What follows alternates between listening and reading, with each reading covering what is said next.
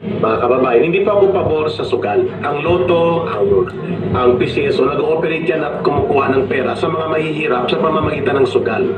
Actually, yan ang legal version ng wedding o ng pasugal. Hindi naman yan sumusugal ang mga sila Henry C., mga Gokongwe, Sinalo Siotan. Hindi yan mga bilyonaryo dyan ang kinukuhanan ng pera niyan. Ang kinukuhanan ng pera niyan ang ordinaryong mamamayan. But nonetheless, may pakinabang naman talaga ang mamamayan yan kung maayos na gamitin yan ang pondo para sa pagpapagamot sa mga kabatang may kanser, mahihirap na pamilya na hindi makabayad ng bills sa ospital, gamot, therapy, at iba pang pangangailangang medikal at kabuhayan na pwede nilang tulungan. Kung yan ay tamang i-manage. Although, ang downside niyan nanggagaling sa sugal. At ang pinaghuhugutan niyan ay ang mga mahihirap na milyon-milyon na mamamayang Pilipino sa buong bansa. At ang pangalawa, itong Senate investigation, Ma'am Lorraine, Brother Franco, tiningnan ko yung mga balita, parang lumalabas na nagkakaroon ng pagdududa sa integridad ng mga nananalo. Therefore, may question of integrity of process kung paano nakukuha ang mga winning numbers na ito at ang mga prizes na umabot pala sa total in a month period lang, mga 1.7 billion pesos. Ang nakapagtataka na parang pandaraya, focus-focus ng ginamit na term ni Senator Rafi Tulfo ay halos mga taga-Bulacan ang nananalo. At alam ng lahat na si Mel Robles ay nanggaling sa Bulacan. Pangalawa, malinaw din na Manager ni Taning Pinoy. Oh, tama ba? Tama ba yung ano ko, guys? Tama ba? Manager po yan ni Taning Pinoy. Kung hindi ako nagkakamali, hanggang ngayon manager pa rin yan. Oh. Ngayon, alam nyo na. Ha? Alam nyo na, ha? Alam nyo na. Manager ni Taning Pinoy. Pareho sa taga-Bulacan. Dalawang nanalo sa taga-Bulacan. Dalawa.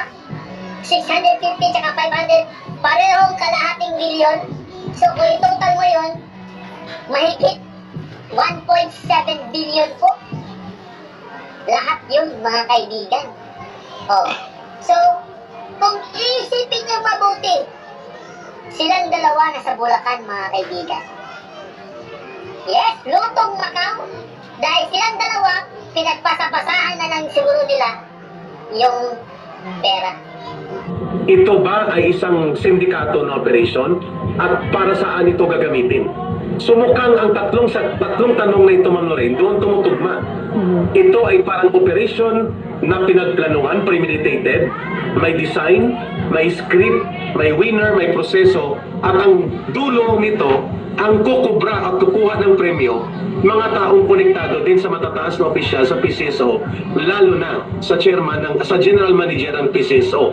At inilalabas ito ng isang political vlogger at wala siyang pag-aalangan na sinabi niya na itong si Mel Robles na general manager ng PCSO, at I will quote Sas Rogando Sasot, a very good political vlogger na magaling mag-research, na sinasabi niya na itong si Mel Robles ay dapat magpaliwanag kung bakit lumalabas na isa siya sa mga black operators. Pag sinabing black operator, napakalaki, kalahating billion mahigit, ay malapit sa kanya, wala siyang outright denial. Ano po ang meat of the matter dito? Ang pinaka-issue dito, pinagkakakitaan na ang mga mahihirap, dinaraya pa at niluloko sila sa mga premyo, Ma'am Lorraine, at ang kalukuhan dito ay parang insider ang operation na ito.